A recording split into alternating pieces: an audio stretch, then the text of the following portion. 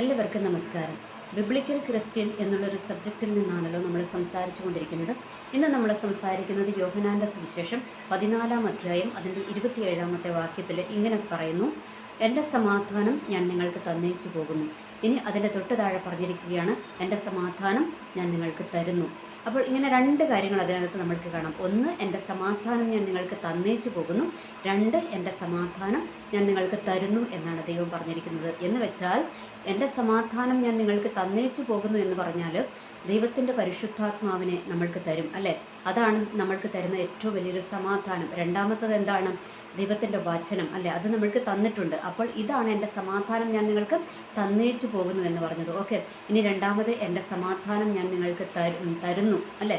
എൻ്റെ സമാധാനം ഞാൻ നിങ്ങൾക്ക് തരുന്നു എന്നാണ് ദൈവം പറഞ്ഞിരിക്കുന്നത്. എന്ന് വെച്ചാൽ അനുനിമിഷം നമ്മൾക്ക് വേണ്ടുന്ന സമാധാനം ദൈവം തന്നുകൊണ്ടിരിക്കുമെന്നാണ് പറയുന്നത്. ഇന്നത്തെ കാലഘട്ടത്തിൽ നമ്മൾ ജീവിക്കുമ്പോൾ നമ്മൾക്കറിയാം ആർക്ക് സമാധാനമില്ലല്ലേ? എങ്ങോട്ട് നോക്കിയാലും സമാധാനത്തിൻ്റെ ഇതൊന്നും കാണുവാനില്ല, അല്ലേ?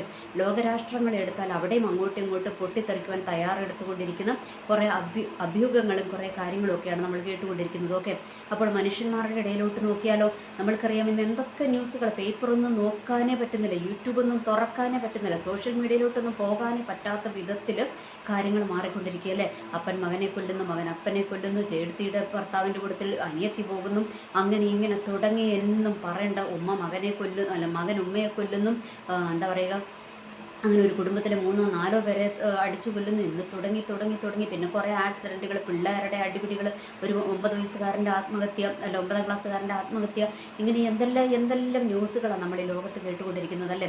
ഓരോ ദിവസവും നമ്മൾ ഭയങ്കര പേടിയോടെയാണ് നമ്മൾ എഴുന്നേൽക്കുന്നതല്ലേ? എന്നാൽ ഇതിൻ്റെ എല്ലാം ഇടയിൽ നമ്മൾക്ക് സമാധാനം തരുന്ന ഒറ്റ ഒരാളേ ഉള്ളൂ കേട്ടോ. ആരാണ്?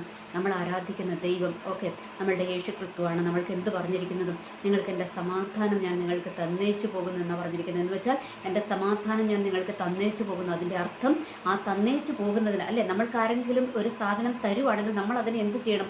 സ്വീകരിക്കണം. ഇനി നമ്മൾ കയ്യും കെട്ടി നിന്ന് കഴിഞ്ഞാൽ എന്ത് ചെയ്യും? അത് നമ്മൾക്ക് കിട്ടത്തില്ല, അല്ലേ? അപ്പോൾ ഈ തന്നേച്ചു പോകുന്നു എന്ന് പറഞ്ഞതിൻ്റെ അർത്ഥം പരിശുദ്ധാത്മാവിനെ തരുമെന്ന് പറഞ്ഞിട്ടാണ് പോയിരിക്കുന്നത്. അപ്പോൾ ഇന്നെന്താണ്? നമ്മൾക്ക് പരിശുദ്ധാത്മാവിനെ തന്നിട്ടുണ്ട്. ആ പരിശുദ്ധാത്മാവിനെ സ്വീകരിക്കുവാൻ നമ്മൾ തയ്യാറാകണം, അല്ലേ? നമ്മൾ ആ പരിശുദ്ധാത്മാവിനെ സ്വീകരിക്കുവാൻ തയ്യാറായി കഴിയുമ്പോഴാണ് അത് നമ്മൾക്ക് ലഭിക്കത്തുള്ളൂ. ഒന്ന്. ഇനി രണ്ടാമത്തത് എന്താണ്? ദൈവത്തിൻ്റെ വചനം എന്താണ്? അത് നമുക്ക് സമാധാനം തരുന്നതാണല്ലേ?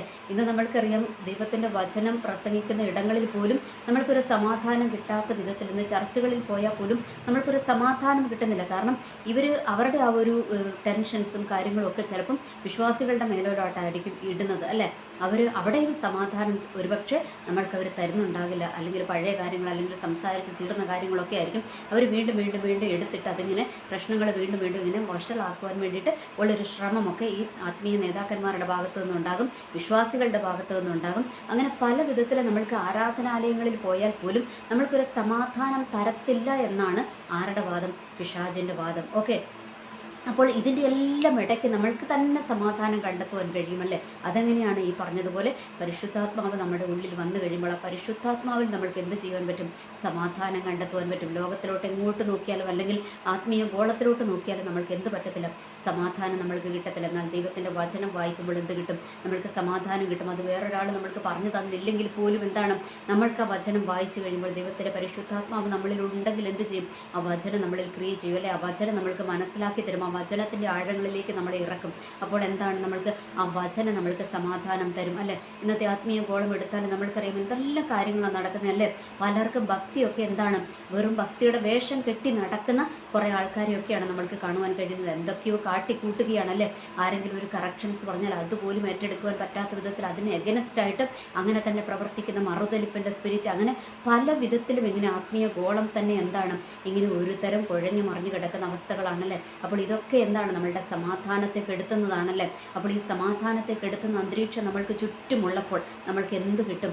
സമാധാനം തരുന്ന ഒരൊറ്റ ഒരാളേ ഉള്ളൂ കേട്ടോ. നമ്മൾ ആരാധിക്കുന്ന ദൈവം, സമാധാനത്തിൻ്റെ പ്രഭു എന്ന് പറയുന്നത് കർത്താവായ യേശു ക്രിസ്തുവിനെയാണ്. ഓക്കെ, അപ്പോൾ ആ യേശു ക്രിസ്തുവിലൂടെ അല്ലാതെ ഒരു സമാധാനം നമ്മൾക്ക് ഈ ലോകത്തിൽ എവിടെ നിന്നും കിട്ടത്തില്ല. ഓക്കെ, നമ്മൾക്കറിയാം നമ്മളുടെ ജോലി മേഖലകളിൽ നമ്മൾക്ക് സമാധാനമില്ല. നമ്മളുടെ തലമുറകളെ ഓർത്ത് ചിലപ്പോൾ നമ്മൾക്ക് സമാധാനം നഷ്ടപ്പെട്ടിട്ടുണ്ടാകും. ചിലപ്പോൾ നമ്മളുടെ രോഗാവസ്ഥകൾ ഉണ്ടാകും, അല്ലെങ്കിൽ നമ്മളുടെ സാമ്പത്തിക ബുദ്ധിമുട്ടുകൾ ഉണ്ടാകും, അല്ലെങ്കിൽ നമ്മളുടെ എന്താ പറയുക എന്തെങ്കിലും അസ്വാരസ്യങ്ങൾ, അങ്ങനെ എന്തെങ്കിലുമൊക്കെ പ്രശ്നങ്ങൾ, അയൽക്കാരുമായിട്ട് അല്ലെങ്കിൽ ചുറ്റുവട്ടത്തുള്ളവരുമായിട്ട് പ്രശ്നങ്ങൾ, അല്ലെങ്കിൽ ദേശത്ത് എന്തെങ്കിലും പ്രശ്നങ്ങൾ, മാർക്കറ്റിൽ പോയാൽ അവിടെ പ്രശ്നം, ഇവിടെ പ്രശ്നം, അവിടെ പ്രശ്നം, എവിടെ നോക്കിയാലും പ്രശ്നങ്ങളുടെ ഒരു കൂമ്പാരത്തിൻ്റെ ഇടയ്ക്കാണ് നമ്മൾ ജീവിക്കുന്നതല്ലേ. അപ്പോൾ ഇവിടെയൊക്കെ ദൈവം എന്താ പറഞ്ഞിരിക്കുന്നത്? എൻ്റെ സമാധാനം ഞാൻ നിങ്ങൾക്ക് തന്നേച്ചു പോകുന്നു, അല്ലെങ്കിൽ എൻ്റെ സമാധാനം ഞാൻ നിങ്ങൾക്ക് തരുന്നു. ഇതാ ദൈവം പറഞ്ഞിരിക്കുന്നത്. അപ്പോൾ ആ സമാധാനം എന്ത് ചെയ്യണം? സ്വീകരിക്കുവാൻ നമ്മൾ തയ്യാറാകണം. ഈ സമാധാനം എന്ന് പറയുന്നത് വേറെ ആരും നമ്മൾക്ക് കൊണ്ട തരത്തില്ല കേട്ടോ. കാരണം മറ്റുള്ളവർ നമ്മളുടെ സമാധാനത്തെ കെടുത്തുവാൻ ശ്രമിക്കുമ്പോൾ എന്താണ്, ദൈവത്തിന് മാത്രമേ നമ്മൾക്ക് സമാധാനം തരുവാൻ കഴിയത്തുള്ളൂ. ആ സമാധാനം നമ്മൾ എന്ത് ചെയ്യണം? നമ്മൾ ഏറ്റെടുക്കുവാൻ തയ്യാറാകണം. അത് നമ്മൾ ഏറ്റെടുക്കേണ്ടത് എങ്ങനെയാണ്? പരിശുദ്ധാത്മാവിൻ്റെ അഭിഷേകം പ്രാപിച്ച് പരിശുദ്ധാത്മാവിൽ നമ്മൾ സമാധാനം കണ്ടെത്തണം. രണ്ടാമത് ദൈവത്തിൻ്റെ വചനം വായിച്ച വചനത്തിൽ നമ്മൾ സമാധാനം കണ്ടെത്തണം. കാരണം വചനത്തിലെല്ലാത്തിനും പരിഹാരമുണ്ട്. വചനം എന്താണ്? പരിപൂർണമായിട്ടുള്ള ഒരു പുസ്തകമാണല്ലേ. അപ്പോൾ അതിനകത്ത് സകലത്തിനും പരിഹാരം അതിനകത്തുണ്ട്. രോഗിയാണോ? രോഗിക്ക് വൈദ്യൻ യേശു അല്ലേ. അതിനകത്തുള്ള വചനമുണ്ട്. ഞാൻ നിന്നെ സൗഖ്യമാക്കുന്ന യഹോവ. ഓക്കെ, ആ വചനം നമ്മൾ റിപ്പീറ്റഡ് ആയിട്ട് പറഞ്ഞുകൊണ്ടിരിക്കുമ്പോൾ ആ വചനം നമ്മളിൽ ക്രിയ ചെയ്യും. അപ്പോൾ എന്ത് സംഭവിക്കും? നമ്മൾക്ക് രോഗസൗഖ്യം ഓട്ടോമാറ്റിക്കായിട്ട് ഉണ്ടാകും. ഓക്കെ, അപ്പോൾ അങ്ങനെ നമ്മളുടെ രോഗത്തിൻ്റെ മേൽ നമ്മൾ സമാധാനം നഷ്ടപ്പെട്ടിരിക്കുകയാണെങ്കിൽ അവിടെ നമ്മൾക്ക് സമാധാനം തരുന്ന ദൈവത്തിൻ്റെ വചനമുണ്ട്. ഓക്കെ, അതുപോലെ ഓരോരോ വിഷയം എടുത്താലും നമ്മൾക്ക് അതിനെല്ലാം എന്തുണ്ട്? നമ്മളുടെ വചനത്തിൽ നമ്മൾക്ക് ഓരോ വാക്യങ്ങൾ കണ്ടെത്തുവാൻ കഴിയുമല്ലേ. നമ്മളുടെ ഏത് വിഷയങ്ങളാണോ ആ വിഷയങ്ങൾക്ക് അനുയോജ്യമായൊരു വചനം നമ്മൾക്ക് ഇതിനകത്തുനിന്ന് കണ്ടെത്തുവാൻ, നമ്മളുടെ വിശുദ്ധ വേദപുസ്തകത്തിനകത്തുനിന്ന് നമ്മൾക്ക് കണ്ടെത്തുവാൻ കഴിയും. ആ വചനം നമ്മൾ വായിച്ച് അത് ഏറ്റെടുത്ത് അത് നമ്മൾ വാഗൊണ്ട് റിപ്പീറ്റ് ചെയ്ത് പറഞ്ഞുകൊണ്ടിരിക്കുമ്പോൾ എന്ത് ചെയ്യുമെന്നറിയാമോ? ആ വചനം അവിടെ ക്രിയ ചെയ്യും. കാരണം വചനം എന്താണ്? വചനം ദൈവമാണ്. വചനം ജീവനുള്ളതാണ്. ഇരുവായ്ത്തലയുടെ മൂർച്ചയുള്ള വാളാണ്. ഓക്കെ, അപ്പോൾ ചുമ്മാ പറയുന്ന വർത്തമാനമല്ല വചനം. അതുകൊണ്ട് നമ്മൾ എന്ത് ചെയ്യണം? ആ വചനം ഏറ്റെടുത്ത് വചനം നമ്മൾ റിപ്പീറ്റഡ് ആയിട്ട് പറഞ്ഞുകൊണ്ടിരിക്കണം. ഇനി നമ്മൾ വിചാരിക്കും ഇതൊക്കെ എങ്ങനെ കണ്ടുപിടിക്കും? അതിനാ പറയണത് നമ്മൾ എന്ത് ചെയ്യണം? വചനം വായിക്കണം. നമ്മൾ ഉൽപ്പത്തി തൊട്ട് വെളിപ്പാട് വരെ നമ്മളിങ്ങനെ വചനം ഇങ്ങനെ നമ്മൾ വായിച്ചിരിക്കണം. അപ്പോൾ എന്താകും? നമ്മൾ കടന്നു പോകുന്ന എല്ലാ വിഷയങ്ങൾക്കും അനുയോജ്യമായൊരു വചനം നമ്മൾക്ക് എന്ത് കിട്ടും? ഇതിനകത്തുനിന്ന് കിട്ടുവാനായിട്ട് ഇടയായി തീരും. ഈ ബൈബിളിനകത്തുനിന്ന് നമ്മൾക്ക് കിട്ടുവാനായിട്ട് ഇടയായി തീരും. അത് കിട്ടണമെങ്കിൽ എന്ത് ചെയ്യണം? നമ്മൾ വചനം വായിക്കണം. എന്നാലേ നമ്മൾക്കത് മനസ്സിലാകത്തുള്ളൂ അല്ലേ, അത് നമുക്ക് കണ്ടുപിടിക്കുവാൻ പറ്റത്തുള്ളൂ. അതുകൊണ്ട് നമ്മൾ വചനം വായിക്കുക, പരിശുദ്ധാത്മാവിൽ സമാധാനം കണ്ടെത്തുക എന്നുള്ള കാര്യമാണ് ഇന്ന് നമ്മളോട് ദൈവം സംസാരിക്കുന്നതൊക്കെ. അപ്പോൾ രണ്ട് കാര്യമുണ്ട്. ഒന്ന് എന്താണ്? എൻ്റെ സമാധാനം ഞാൻ നിങ്ങൾക്ക് തന്നേച്ചു പോകുന്നു. ഓക്കെ, രണ്ട്, എൻ്റെ സമാധാനം ഞാൻ നിങ്ങൾക്ക് തരുന്നു. ഇത് രണ്ടും എന്താണ്? നമ്മൾ തന്നെ ഏറ്റെടുക്കേണ്ടതാണ്. നമ്മൾ തന്നെ ജീവിതത്തിൽ ഏറ്റെടുക്കേണ്ടതാണ് സമാധാനം. നമ്മൾക്ക് സമാധാനം വേറെ ആരും ഉണ്ടാക്കി തരത്തില്ല. മറ്റുള്ളവരെ സമാധാനത്തെ കെടുത്തത്തേ ഉള്ളൂ. പകരം നമ്മൾ എന്ത് ചെയ്യണം? നമ്മൾ തന്നെ സമാധാനം ഏറ്റെടുക്കണം. ഓക്കെ, ഒന്നും വേണ്ട. നമ്മുടെ സമാധാനം കെട്ടിരിക്കുമ്പോൾ നമുക്ക് വേറെ വചനം ഒന്നും അറിയത്തില്ല. ഈ ഒരൊറ്റ വചനം പറ, എന്താണ്? എൻ്റെ സമാധാനം ഞാൻ നിങ്ങൾക്ക് തരുന്നു. അത് നമ്മൾ റിപ്പീറ്റഡ് ആയിട്ട് പറഞ്ഞുകൊണ്ട് നോക്കിക്കും.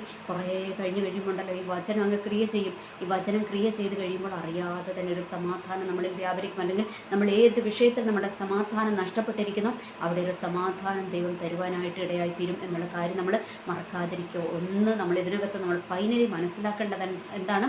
സമാധാനം നമ്മൾ തന്നെ ഉണ്ടാക്കണം. നമ്മൾ തന്നെ സമാധാനം ഏറ്റെടുക്കണം. ഇപ്പം ലോകത്തിൽ നമ്മളെ പ്രകോപിപ്പിക്കുന്ന പല വിഷയങ്ങളും കടന്നു വരും. അല്ലെങ്കിൽ നമ്മളെ പ്രകോപിപ്പിക്കാൻ വേണ്ടിയിട്ട് പലരും പലതും ഒക്കെ പറഞ്ഞെന്നിരിക്കും. ഓക്കെ, അതിനെല്ലാം നമ്മൾ റിപ്ലൈ കൊടുക്കാൻ പോയി കഴിഞ്ഞാൽ എന്താണ്? ഒന്ന്, നമ്മുടെ ആത്മീയം നഷ്ടപ്പെടും. അവരുടെ ഉദ്ദേശവും എന്താണ്? നമ്മുടെ ആത്മീയം നഷ്ടപ്പെടുത്തുക എന്നുള്ളതായിരിക്കും. പിന്നെ രണ്ടാമത് എന്താണ്? നമ്മളുടെ സമാധാനം കൂടെ നഷ്ടമാകും. അതുകൊണ്ട് നമ്മൾ എല്ലാത്തിനകത്തും നമ്മൾ പ്രതികരിക്കാൻ പോകണ്ട. നമ്മൾ വെയിറ്റ് ചെയ്തിരിക്കുക. അത് കഴിഞ്ഞ് കുറച്ച് കഴിഞ്ഞിട്ട് പ്രതികരിക്കേണ്ട സമയം വരുമ്പോൾ നമ്മൾ പ്രതികരിക്കും. അന്ന് നമ്മൾ പ്രതികരിക്കുമ്പോൾ നമ്മൾക്ക് വിരോധമായി പ്രതികരിച്ചുകൊണ്ടിരുന്നവരുടെ വായ എന്ത് ചെയ്യും? ദൈവം അടപ്പിക്കും. ഓക്കെ, എന്ന് വെച്ചാൽ ഒരൊറ്റ വാക്ക് മതി. നമ്മൾ പറയുന്ന ഇവരൊരു 10 പറഞ്ഞു കഴിയുമ്പോൾ നമ്മളൊന്ന് പറഞ്ഞു മതി. അതാ ദൈവത്തിൻ്റെ വചനം പറഞ്ഞിരിക്കുന്നത്. എന്താണ്? നിനക്ക് എന്താ പറയുക? നിനക്കെതിരായിട്ട് വരുന്നവർ ഒരു വഴിയായി വരും, അവർ 7 വഴിയായിട്ട് എന്ത് ചെയ്യും? മടങ്ങിപ്പോവുക തന്നെ ചെയ്യും. ഓക്കെ, അതാണ് ഇവിടെ ഞാൻ പറഞ്ഞത്. എന്ന് വെച്ചാൽ മറ്റുള്ളവർ ഒത്തിരി പേര് ചേർന്ന് പല കാര്യങ്ങൾ പലപ്പോഴായിട്ട് പറഞ്ഞ് നമ്മളുടെ സമാധാനത്തെ കെടുത്തിയിട്ടുണ്ടാകും. അപ്പോൾ എപ്പോഴെങ്കിലും ഒരിക്കൽ ദൈവാത്മാവ് നമ്മളെ ഒരു ശക്തിയോടെ നമ്മളെ എഴുന്നേൽപ്പിക്കും. നമ്മളെ എഴുന്നേൽപ്പിച്ച് കഴിഞ്ഞിട്ട് നമ്മൾ തിരിച്ച് പ്രതികരിച്ച് കഴിയുമ്പോൾ, എന്ന് വെച്ചാൽ ആത്മീയ കാര്യങ്ങളാണ് ഞാൻ പറയുന്നത് കേട്ടോ, നമ്മൾ തിരിച്ച് പ്രതികരിച്ച് കഴിയുമ്പോൾ അവരെ നിശബ്ദരാക്കുന്ന വിധത്തിലുള്ള ദൈവാത്മാവിൻ്റെ ശക്തി നമ്മളിൽ വ്യാപരിക്കുക തന്നെ ചെയ്യും. അതിനുവേണ്ടി നമ്മൾ വെയിറ്റ് ചെയ്യുക. അതുവരെ നമ്മൾ എന്ത് ചെയ്യണം? ദൈവത്തിൻ്റെ സമാധാനത്തിൽ വ്യാപരിക്കുവാൻ നമ്മൾ ശ്രമിച്ചുകൊണ്ടേയിരിക്കണം. പിശാച് എന്ത് ചെയ്യും? പിശാച് നമ്മളുടെ സമാധാനത്തെ കെടുത്തുവാൻ പല വിധത്തിൽ എഴുന്നേൽക്കും. അത് വ്യക്തികളിലൂടെ എഴുന്നേൽക്കും, ആത്മീയ നേതൃത്വത്തിൽ ഇരിക്കുന്നവരിലൂടെ എഴുന്നേൽക്കും. ഓക്കെ, അത് നമ്മൾ തിരിച്ചറിയുക. നമ്മളുടെ ആത്മീയ ജീവിതത്തെ അല്ലെങ്കിൽ ദൈവം നമ്മളുടെ മുൻപിൽ ഏൽപ്പിച്ചിരിക്കുന്ന വലിയ ദൗത്യങ്ങളിൽ നിന്ന് നമ്മളെ വഴിതെറ്റിച്ച് കളയുവാൻ പിശാച് പലരെയും ഉപയോഗിക്കും. ഓക്കെ, നമ്മൾ വിചാരിക്കും സാധാരണക്കാരെ എടുത്ത് ഉപയോഗിക്കുന്നത് നല്ലേ അല്ല. എന്ത് ചെയ്യും? പിശാച് എന്ത് ചെയ്യുന്നറിയാമോ? അങ്ങ് തലപ്പത്തിരിക്കുന്നവരെ തൊട്ട് എടുത്ത് ഉപയോഗിക്കും. അതുകൊണ്ട് നമ്മളത് തിരിച്ചറിയുക, നമ്മൾ വിവേകത്തോടെ നിൽക്കുക, ദൈവത്തിൽ നമ്മളുടെ സമാധാനത്തെ കണ്ടെത്തുക, പ്രതികരിക്കേണ്ട സമയത്ത് മാത്രം പ്രതികരിക്കുക. എനിവേ, എല്ലാവർക്കും നല്ലൊരു ദിവസം ആശംസിക്കുന്നു. നന്ദി, നമസ്കാരം.